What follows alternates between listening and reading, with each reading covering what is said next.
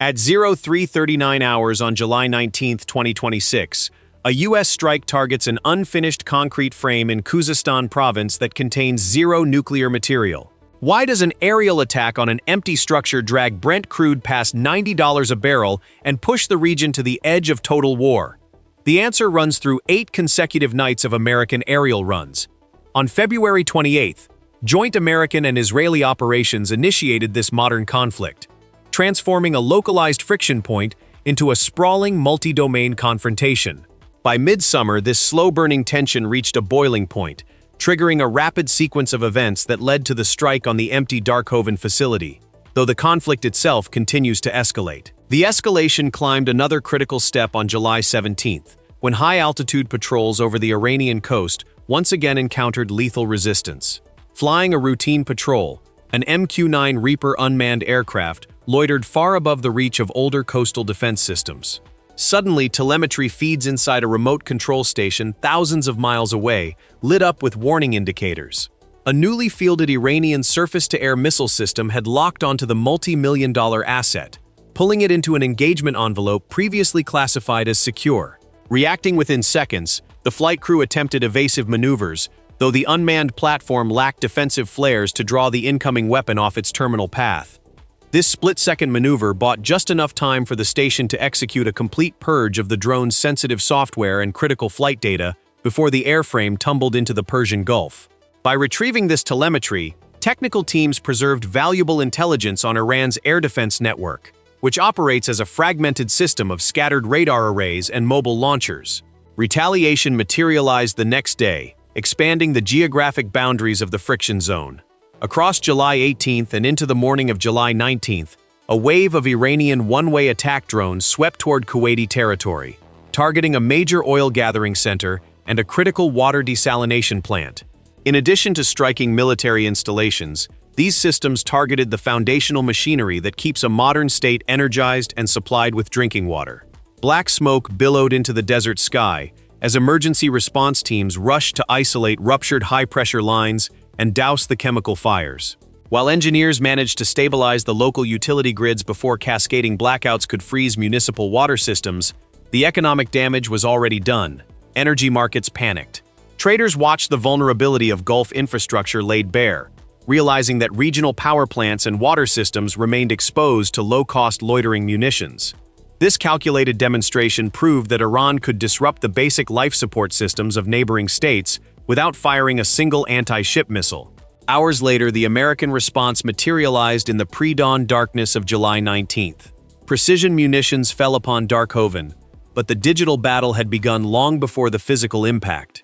Minutes prior to the weapon releases, American kinetic airstrikes knocked out key defensive capabilities in Khuzestan province, destroying an Iranian Cobra V-8 electronic warfare system and leaving the defenders' regional networks severely degraded, leaving crews momentarily blind as the B-2 stealth bomber closed its distance. Rather than panicking, Iranian forces relied on preemptively buried fiber optic networks to maintain secure, jam-proof command and control loops. This rapid technical recovery restored command and control loops just as the first bombs impacted the concrete shell, condemning the operation as a dangerous assault on Iran's peaceful infrastructure. Simultaneously, IAEA Director General Rafael Grossi issued an extraordinary appeal for restraint, confirming that the facility remained entirely devoid of nuclear fuel, while Iranian officials condemned the strike as a dangerous violation of international law. If you're tracking how modern conflicts reshape our world, subscribe and hit the bell so you never miss the next breakdown of a developing global crisis. Following the Darkhovin raid, the focus shifted rapidly to open water, sending the guided missile destroyer USS John Finn to actively enforce the U.S. naval blockade inside the narrow throat of the Strait of Hormuz. Tension peaked when a swarm of armed fast-attack craft emerged from coastal inlets, accelerating toward the American destroyer in a classic swarming maneuver. Facing an oncoming threat designed to saturate shipboard defenses at close range, the destroyer's commanding officer maintained strict fire discipline. Rather than opening fire, the crew energized the Phalanx close-in weapon system, allowing its search radar to lock onto the lead vessels while the multi-barrel gun physically tracked their high-speed approach. This action forced the speedboat operators to break off their run as the gun tracked their every turn. U.S. naval forces then redirected 6 commercial vessels. This interdiction effort targeted only vessels traveling to or from Iranian ports and coastal areas. By July 20th, the margin of safety narrowed to a razor-thin edge. American aircraft targeted military facilities near the coastal city of Bushehr, home to Iran's sole operating civilian atomic power plant. Detonations occurred within hundreds of meters of the facility, sending heavy shrapnel through barracks and raining debris across the outer perimeter. Inside the facility, automated safety systems immediately initiated an emergency shutdown sequence, inserting control rods to secure the core and prevent any possibility of a runaway thermal reaction.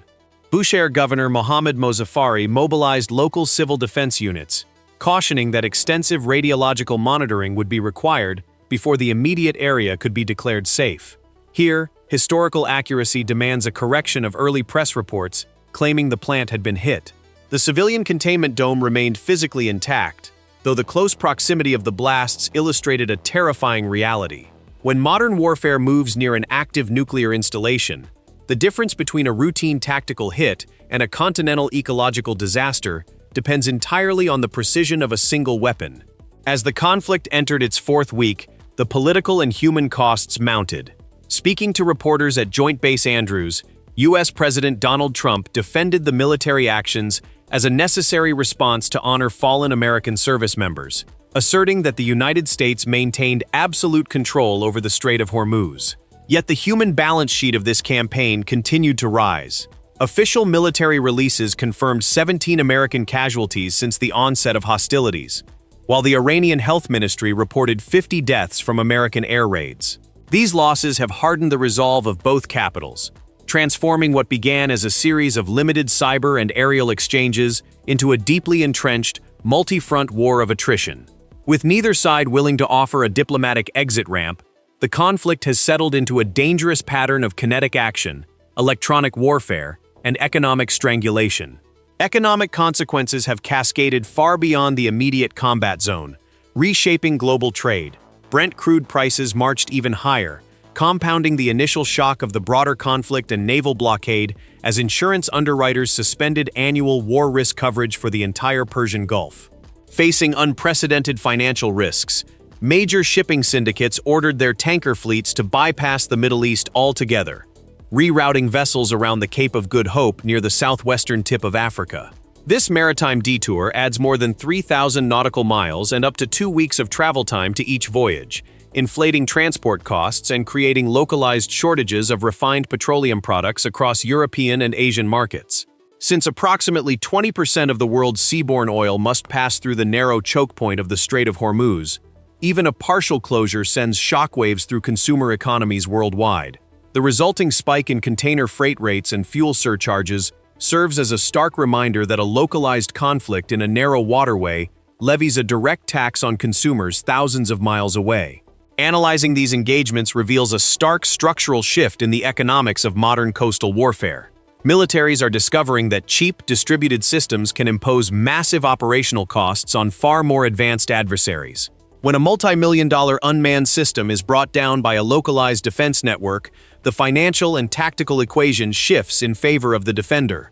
Similarly, while a $2 billion guided missile destroyer can successfully deter a swarm of fast attack craft with its close-in defensive armaments, in these narrow corridors, the traditional advantages of naval displacement and high-tech sensors are offset by the sheer volume of low-cost threats. The force that can sustain a high volume of cheap kinetic options often dictates the operational tempo of the conflict, forcing expensive blue-water navies to play a defensive, reactionary game. Strategic thinkers must now grapple with the reality that maintaining presence in a contested choke point requires a sustainable cost-per-shot ratio, a lesson being written in real time across the waters of the Gulf. Ultimately, the true legacy of the Darkhovin operation is not the physical wreckage left behind, but the psychological threshold that has been permanently crossed. By launching an attack on an internationally safeguarded civilian site, the United States has redrawn the boundaries of acceptable targeting in modern conflict. This maneuver establishes a volatile precedent, signaling that unfinished or non-operational nuclear facilities are no longer off-limits during active hostilities. As nations expand their civilian atomic programs, the danger of these sites becoming high-value bargaining chips or tactical targets will only intensify. Navies and air forces must now operate under the assumption that any infrastructure carrying an atomic label, regardless of its active fuel status, represents a potential geopolitical flashpoint. Deep into this campaign, the tankers continue their long journeys around Africa, and the waters of the strait remain quiet but tense. Whether this high-stakes confrontation can be resolved before an active containment dome is breached remains the defining question. The next weapon released will determine if the international community can restore the lines of deterrence or if the global economy must brace for a deeper catastrophe.